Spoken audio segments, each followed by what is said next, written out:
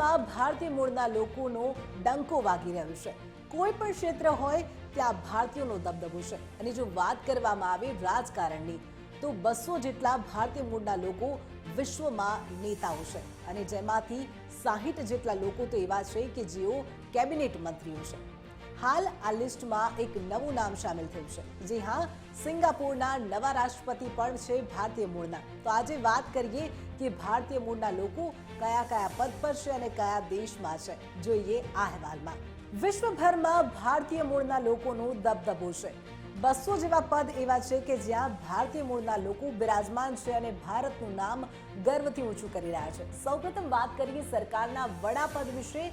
તો સરકારના વડાપદ વિશે કયા લોકો છે જે મૂળ ભારતીય છે?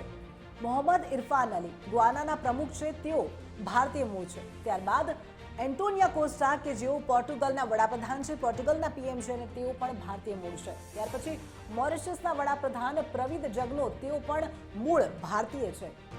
પૃથ્વીરાજસિંહ રૂપન કે જેઓ મોરિશસના પ્રમુખ છે અને તેઓ પણ મૂળ ભારતીય છે।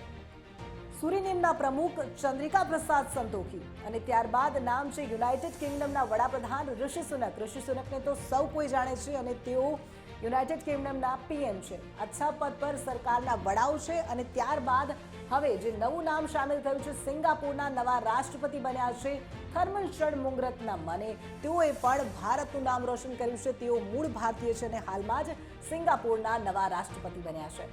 હવે આપણે વાત કરીએ સરકારના નાયબ વડાપદો વિશે। સરકારના નાયબ વડાપદ પર 3 લોકો છે જે મૂળ ભારતીય છે, જેમાં પહેલું નામ છે કમલા હેરિસ, જેઓ યુનાઇટેડ સ્ટેટ્સના ઉપરાષ્ટ્રપતિ તરીકે બિરાજમાન છે અને ભારતનું નામ ગર્વથી ઊંચું કરી રહ્યા છે।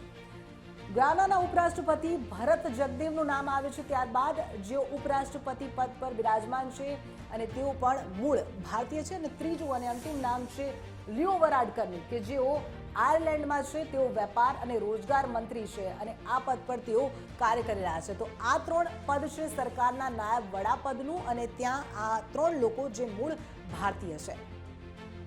ભારતીય મૂળના ઘણા નેતાઓએ દુનિયાના અલગ અલગ દેશમાં પોતાનો પ્રભાવ ઊભો કર્યો છે। આ નેતાઓની યાદીમાં હવે બીજો એક દેશ જોડાયો છે। વાસ્તવમાં ભારતીય મૂળના થર્મન ષણમુગરત્નમ સિંગાપોરના નવા રાષ્ટ્રપતિ બન્યા છે। ષણમુગરત્નમે 70% મત મેળવીને સિંગાપોરના 9મા રાષ્ટ્રપતિ બન્યા। તેમનો કાર્યકાળ 6 વર્ષનો રહેશે। આ પહેલીવાર નથી કે ભારતીય મૂળના ઘણા નેતાઓ છે કે જે અલગ અલગ દેશમાં આટલા ઊંચા પદ પર ચૂંટાયા છે। તેમાં ખૂબીની વાત એ છે કે આ દેશોમાં અમેરિકા અને ઇંગ્લેન્ડ જેવા વગદાર દેશો પણ છે। અમેરિકામાં કમલા હેરિસની સફળતામાં ભારતીય અમેરિકન સમુદાયના વધતા જતા પ્રભાવને જોઈ શકાય છે। ભારતવંશી હેરિસ અમેરિકાના પ્રથમ મહિલા ઉપરાષ્ટ્રપતિ બન્યા છે। આ પહેલા 2017 થી 2021 સુધી તેઓ કેલિફોર્નિયાના સેનેટર હતા। ડેમોક્રેટિક હેરિસે 2011 થી 2017 સુધી કેલિફોર્નિયાના એન્ટર્ની જનરલ તરીકે કામ કર્યું। મધ્યવર્તી ચૂંટણીઓમાં સત્તારૂઢ ડેમોક્રેટિક પાર્ટીના 5 ભારતીય અમેરિકન સાંસદ રાજા કૃષ્ણમૂર્તિ, રો ખન્ના, પ્રમીલ જયપાલ, અમી બેરા અને શ્રી થાનેદાર અમેરિકન પ્રતિનિધિ સભા માટે ચૂંટાયા હતા। તાજેતરમાં યોજાયેલી આરએનસીના અધ્યક્ષ માટે કેલિફોર્નિયાના પ્રથમ હરોળના રાજનેતા હરમિટ ઠિલ્લો ચૂંટણી લડ્યા હતા। તો બીજી તરફ નિકી હેલી અને વિવેક રામાસ્વામી જેવા ભારતીય મૂળના નેતાઓએ આવતા વર્ષે થનારી રાષ્ટ્રપતિની ચૂંટણી માટે પોતાની દાવેદારી નોંધાવી છે। ઋષિ સુનક ગયા વર્ષે બ્રિટનના પહેલા ભારતીય મૂળના વડાપ્રધાન બન્યા હતા। સાથે જ ગોવા મૂળના સુએલા બ્રેવરમેન તેમના ગૃહ સચિવ તરીકે કાર્યરત છે। ઉલ્લેખનીય છે કે સુનકની કેબિનેટમાં બ્રેવરમેન બાદ ક્લિયર કોટિન્હો ભારતીય મૂળના બીજા મંત્રી છે। તાજેતરમાં તેમને ઉર્જા સુરક્ષા અને નેટ ઝીરો સચિવ તરીકે ઉચ્ચ પદોન્નતિ પ્રાપ્ત થઈ હતી। સુનક પહેલા બોરિસ જોન્સનના મંત્રીમંડળમાં પ્રીતિ પટેલ ગૃહ સચિવ હતા। આલોક શર્મા આંતરરાષ્ટ્રીય વિકાસ સચિવ હતા। હવે આપણે વાત કરીએ મોરિશિયસ સરકારમાં ભારતીય મૂળના મંત્રીઓ કયા છે તેમના નામ વિશે। દર્શનન બાલગોબી, ત્યાર પછી સુમેલદુત ભોલા, સુદેશ સતકામ, કેલી ચૂન, લીલા દેવી, દુખુ લુલચુમુન।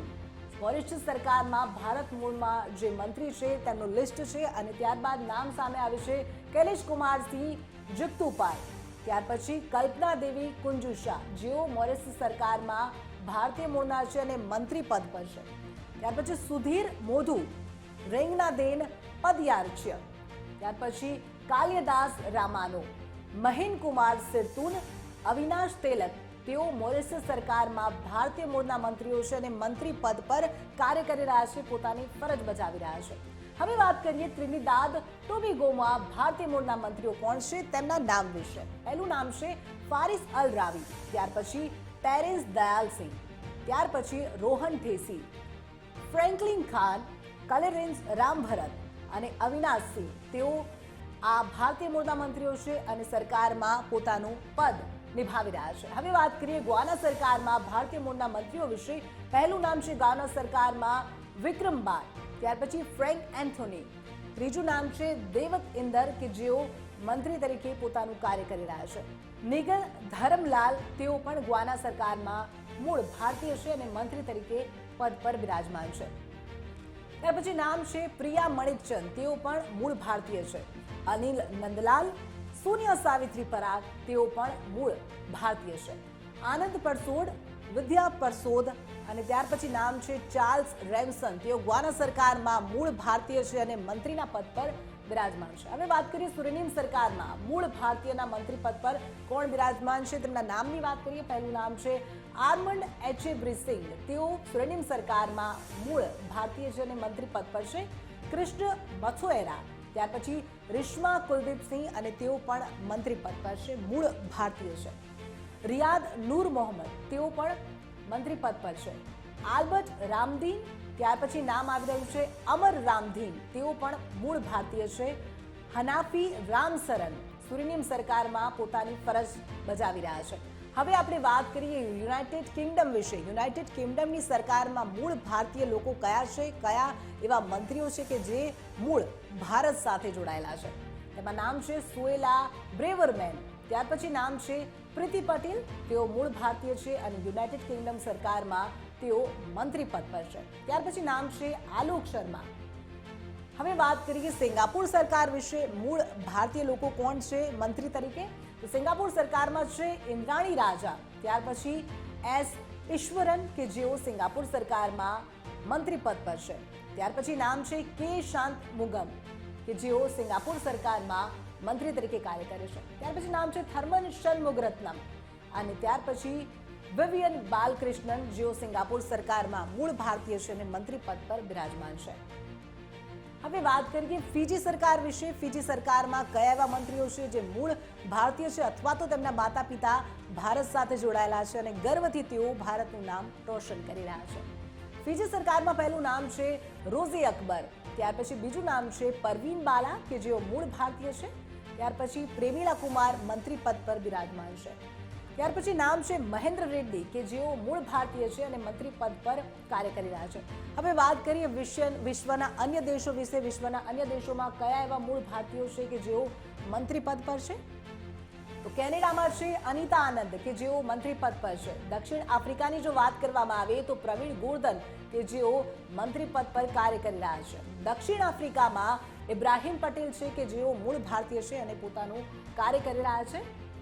ત્યાર પછી પોર્ટુગલની જો વાત કરવામાં આવે તો પોર્ટુગલમાં નેલ્સન ડી સુઝા છે કે જેઓ મંત્રી પદ પર છે અને મલેશિયામાં સરવણન મુરુગન છે કે જેઓ કાર્ય કરી રહ્યા છે. તો આ તમામ નામ હતા જે આપણે જોયા, જે ભારતનું નામ ગર્વથી ઊંચું કરી રહ્યા છે.